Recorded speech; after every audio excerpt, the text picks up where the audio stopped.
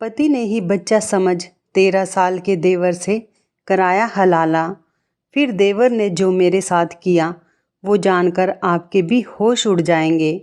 दोस्तों, आज की कहानी मुस्लिम समाज से जुड़ी हुई है। ये कहानी सलमा नाम की एक खूबसूरत लड़की की है। आइए सुनते हैं सलमा की आप बीती। ये कोई कहानी नहीं है बल्कि एक सच्ची घटना है। रात को शोहर से झगड़ा हुआ और शोहर ने गुस्से में तलाक दे दिया। सुबह माफ़ी मांगी लेकिन मुझे मौलवी साहब के पास ले जाया गया। मौलवी साहब ने कहा हलाला करवाना ज़रूरी है। घर में छोटा देवर था, उससे मेरा निकाह करवा दिया गया। मैं कमरे में बैठी देवर का इंतज़ार कर रही थी कि बच्चा है, लेकिन जैसे ही देवर कमरे में आया उसने आते ही मेरे साथ, मेरा नाम सलमा है और मैं बहुत ज़्यादा खूबसूरत थी। और जब मेरे माँ बाप ने मेरे लिए रिश्ता तलाश करना शुरू किया तो उन्होंने यह बिल्कुल नहीं देखा कि मेरे लिए कोई खूबसूरत लड़का तलाश करे, बल्कि उन्होंने यह देखा कि अमीर लोग हो और मेरे लिए एक सलीम नाम के लड़के को पसंद कर लिया। वैसे तो उसे लड़का कहना भी नहीं चाहिए क्योंकि उसकी उम्र 32 साल थी और मेरी उम्र 20 साल। पर उनका घर काफ़ी बड़ा था और उनके घर में माँ और सिर्फ एक छोटा भाई था जिसकी उम्र मुझसे भी छोटी थी। ये लोग बहुत ही शरीफ और अच्छे थे। जब मेरे अब्बू ने उनके बारे में पता करवाया तो सबने यही कहा कि बहुत अच्छे लोग हैं, ना ही किसी से झगड़ा और ना ही किसी से लड़ाई, ना किसी से लेना और ना किसी से देना। अच्छे तरीके से मोहल्ले में रहते हैं। उनके बाप दादा भी यहीं रहते थे। मेरे अब्बू इसी बात पर खुश हो गए कि अच्छे लोग हैं। मेरा रिश्ता करवा दिया।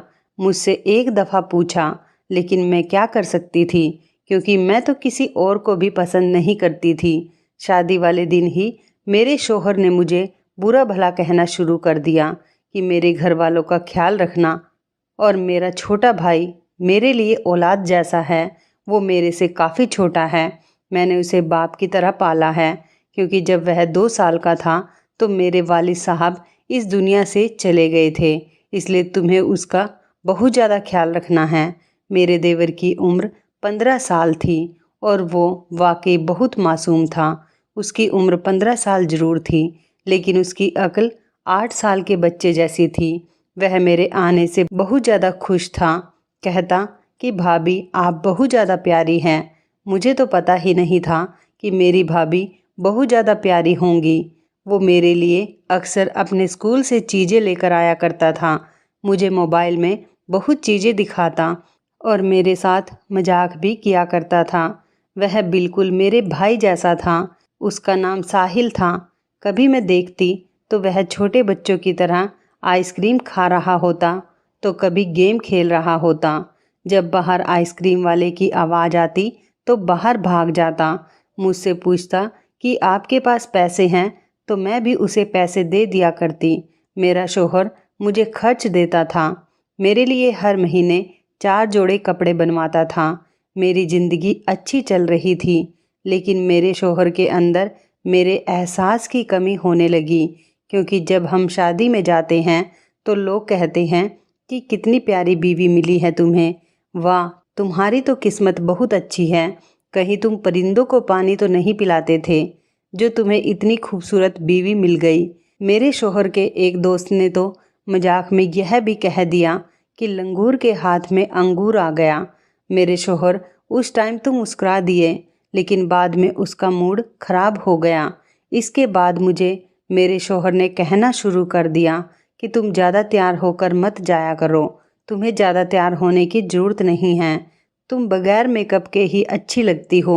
लेकिन मैं बिना तैयार हुए उससे ज़्यादा खूबसूरत लगती थी। एक दफ़ा बिना मेकअप के गई, तब भी लोगों ने मेरी बहुत ज़्यादा तारीफ़ की। उस रात मेरा शोहर मुझसे झगड़ने लगा। एक दिन मैं सुबह उठी तो मेरी सास ने कहा कि बेटा बाहर दूध वाला आया है, दूध ले लो। जब मैं दूध ले रही थी तो मेरा शोहर अचानक से वहाँ आया और मुझे बाजू से पकड़कर अंदर घसीट लिया। दूध भी मेरे हाथ से गिर गया। मेरी सास ने यह मंजर देखा तो कहा क्या हो गया है? मैंने भेजा था उसे, दूध लेने के लिए तो उसने कहा, आपने क्यों भेजा इतनी प्यारी लड़की को? सुबह सुबह बाहर दूध वालों की नीयत खराब होती है। सुबह सुबह औरतों के घर जाकर उनसे बातें करते हैं और तुम वहाँ पर क्या करने गई थी? अपना आप दिखा रही थी उसको। मैं हैरान रह गई कि ऐसी तो कोई बात नहीं है और मैं तो दुपट्टा करके गई थी। तो मेरे शौहर ने कहा कि आज से तुम बुर्का पहनोगी। मेरी सास ने कहा कि हमारे ख़ानदान में पहले किसी ने बुर्का नहीं पहना, जो इसको बुर्का पहनाओगे। ठीक है, वह हिजाब करती है, बस इतना ही काफ़ी है। लेकिन मेरे शौहर ने कहा कि नहीं, यह पूरा बंद बुर्का पहनेगी तभी बाहर निकलेगी। पर्दा करना अच्छी बात होती है, लेकिन जब पर्दे को आपके गले का फंदा बना दिया जाए तो फिर वो अच्छा नहीं लगता। मेरे शौहर ने मुझे आहिस्ता आहिस्ता डांटना और गुस्सा करना शुरू कर दिया था। और एक दिन ऐसा हुआ कि मेरी सास ने कहा कि मैं उम्रा करने के लिए जा रही हूँ। बस सोचा था कि बड़े बेटे की शादी करूँगी तो उसके बाद उम्रा के लिए जाऊँगी। छोटा बेटा तो अभी बहुत ज़्यादा छोटा है, इसकी शादी में तो अभी टाइम है। मैंने अपनी सास को विदा कर दिया। मेरे शौहर ने कहा कि तैयार हो जाओ, शाम को ऑफिस की पार्टी में जाना है।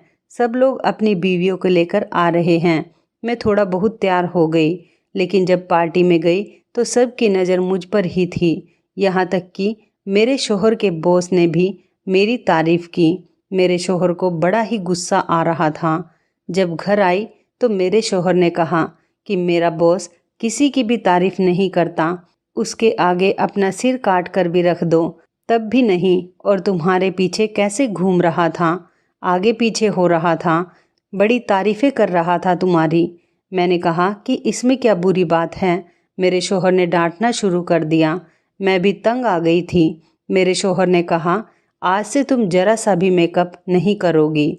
मेरे शौहर ने सारा मेकअप उठाकर फेंक दिया और इसके बाद कहा कि कोई मेकअप, गहना, जेवर भी मुझे तुम पर नहीं चाहिए। मैंने सिर्फ इतना कह दिया कि आप गलतफहमी का शिकार हो। मेरी ज़ुबान से ये लफ्ज़ निकल आए और मेरे शौहर ने चीखना चिल्लाना शुरू कर दिया। उसने मुझे तलाक दे दिया।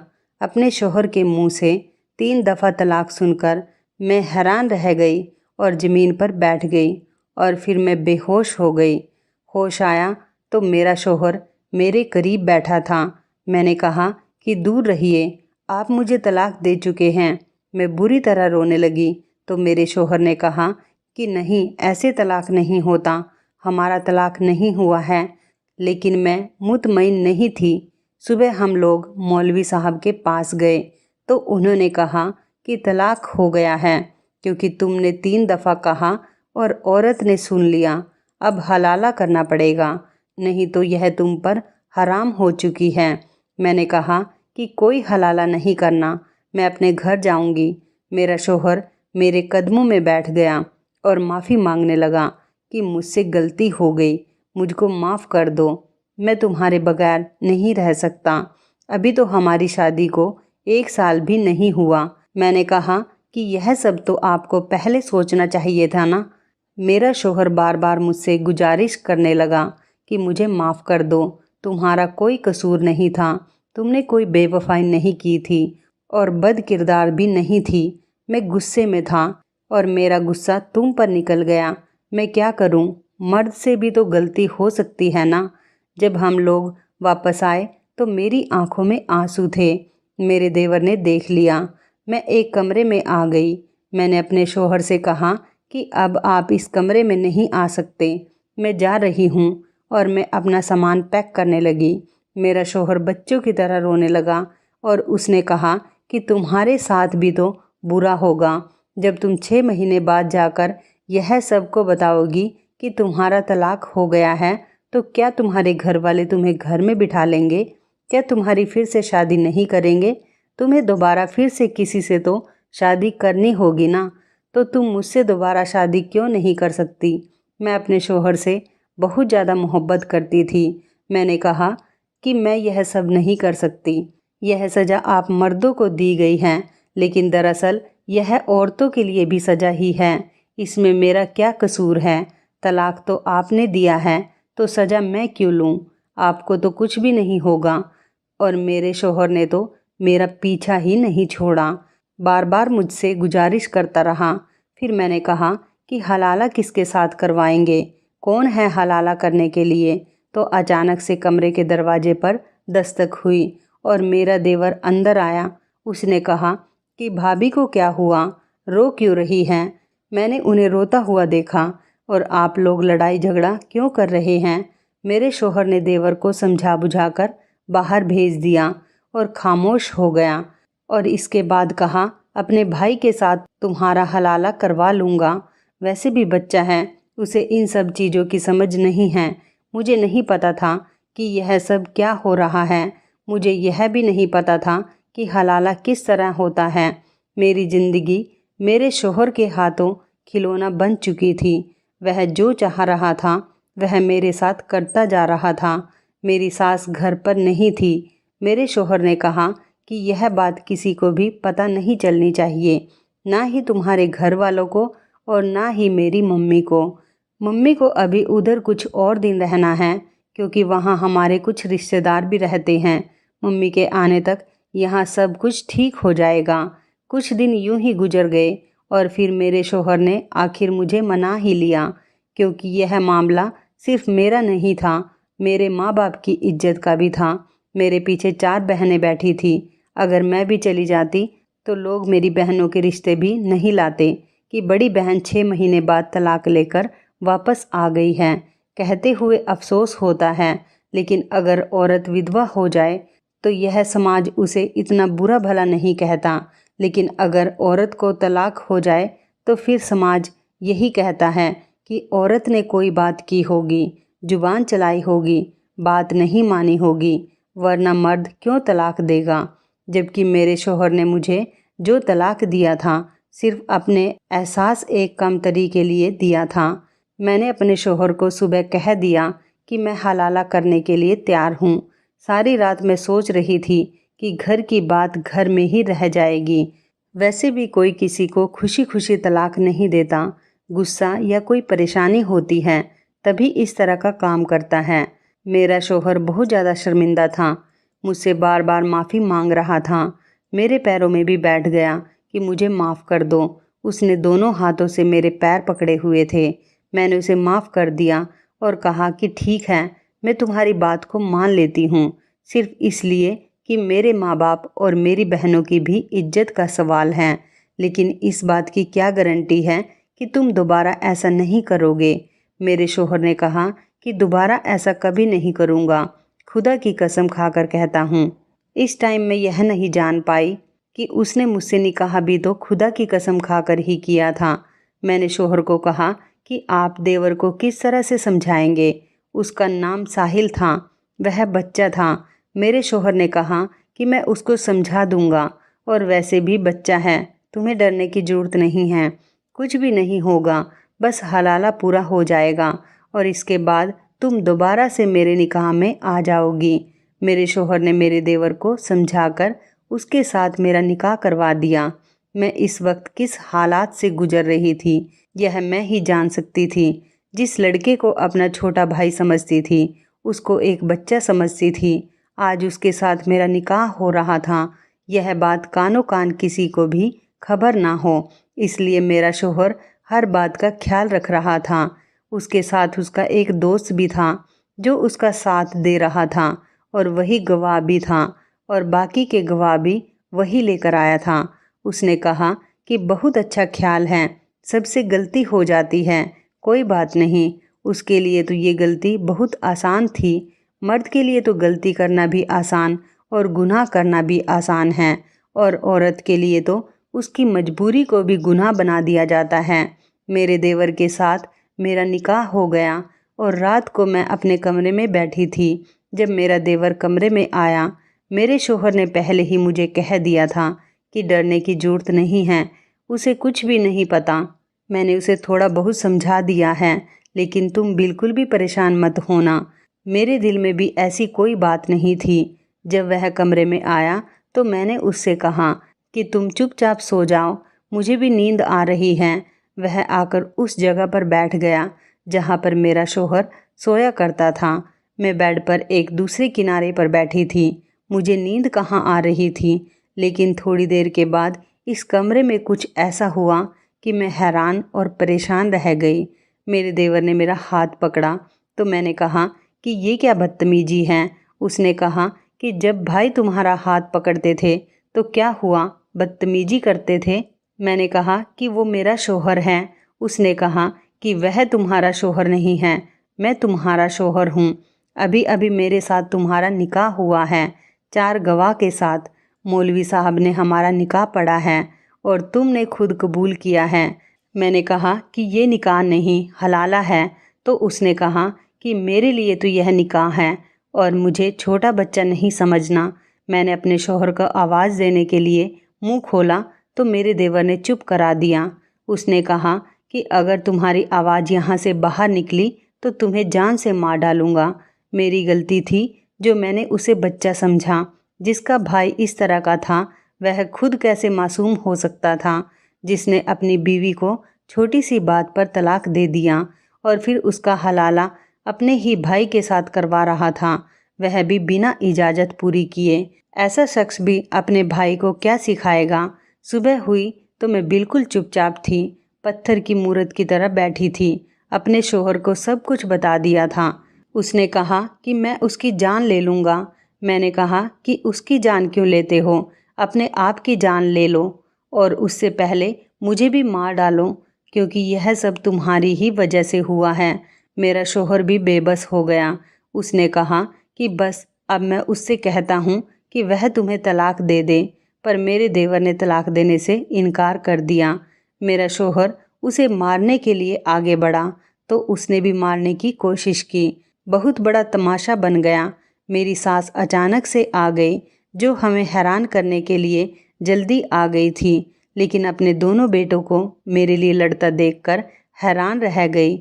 यह बात मेरी सास को भी पता चल गई थी और मेरे घर वालों के सामने भी सारी बात आ गई थी कि यह सब कुछ हुआ है। सारे लोग ही सर पकड़कर बैठ गए कि हम लोग उनके पीछे क्या करते रहे। उन्होंने तो इतना बड़ा तमाशा बना दिया। जब सारे लोगों ने मुझे अपने साथ बिठाया बात करने के लिए, सबके ही अपने सवाल थे। मेरे शोहर का कहना था कि मुझसे गलती हो गई। मैं तो अपनी गलती को सुधारने की कोशिश कर रहा था। इस्लाम में ये तरीका इसलिए बताया गया है, अगर किसी से गलती हो जाए तो अपनी गलती को ठीक करने की कोशिश करे। दूसरी तरफ मेरे देवर का यह बयान था कि मुझे पहले से ही भाभी पसंद थी और अगर मेरी शादी उनके साथ हो गई है तो इसमें क्या बुरा है। मैं तलाक देना नहीं चाहता, मुझे तलाक नहीं देना। सबने कहा कि तुम्हारी उम्र छोटी है, तुम्हारी भाभी तुमसे 12-13 साल बड़ी है। तो मेरे देवर ने कहा कि मेरा भाई भी तो भाभी से 12-13 साल बड़ा है। सब मेरी सास को कहने लगे कि आपने बेजोड़ शादी क्यों की, आपकी वजह से ये आज इस मुकाम पर पहुंच गए हैं। मेरे माँ बाप भी परेशान थे, वह क्या कर सकते थे। मुझसे पूछा गया कि मैं क्या चाहती हूँ, तो मैंने कहा कि बस मुझे दोनों से ही निजात दिलवा दीजिए और मैं अपनी ज़िंदगी अपने तरीके से जीना चाहती हूँ, गुजारना चाहती हूँ। मेरी बात पर तो किसी ने बोला तक भी नहीं, लेकिन फिर अम्मी ने देवर को समझाया कि तुम अभी छोटे हो, तुम्हारे पढ़ाई के दिन हैं, स्कूल से अभी तुम निकले नहीं हो और अपने भाई की बीवी के साथ में शादी करनी है। निकाह कर लिया। जब तुमने कहा था कि तुम्हें तलाक देना है तो फिर तुम्हें तलाक देना था, लेकिन तुमने अपने दिमाग में ही प्लान बना लिया कि मैं तलाक नहीं दूंगा। तो यह तो एक बहुत बड़ा धोखा है, तुम अपनी बात से मुकर रहे हो। सबने मेरे देवर के खिलाफ बातें की और उन्हें मजबूर कर दिया। उसने मुझे तलाक दे दिया और मैं इद्दत पूरी करने के लिए अपने घर चली गई। कम से कम मुझे इस तरह की इद्दत तो पूरी करने देते। इस दौरान मैं यह फैसला कर चुकी थी कि मैं अपने शोहर के पास वापस नहीं जाऊंगी और अकेले ही रहूंगी। लेकिन यह तो सिर्फ फिल्म और सीरियल में ही होता है कि औरत अकेली रहती है और फिर कहती है कि मैं एक कामयाब औरत हूँ और मेरे पास सब कुछ है। मेरे घर वाले ही मेरे खिलाफ हो गए। उन्होंने कहा कि हम तुम्हें घर नहीं बिठा सकते, हमको फिर से तुम्हारी शादी किसी के साथ करनी है। तो फिर तुम अपने पहले वाले शौहर के साथ चली जाओ। वह भी तुम्हें अपनाना चाहता है और तुम्हारे लिए मरा जा रहा है। मेरा शौहर मेरे लिए मरा जा रहा था। उसने कहा कि मैं बदल गया हूँ, मैं तुम्हारा बहुत ख्याल रखूँगा। लेकिन मैं फिर भी वापस नहीं जाना चाहती थी।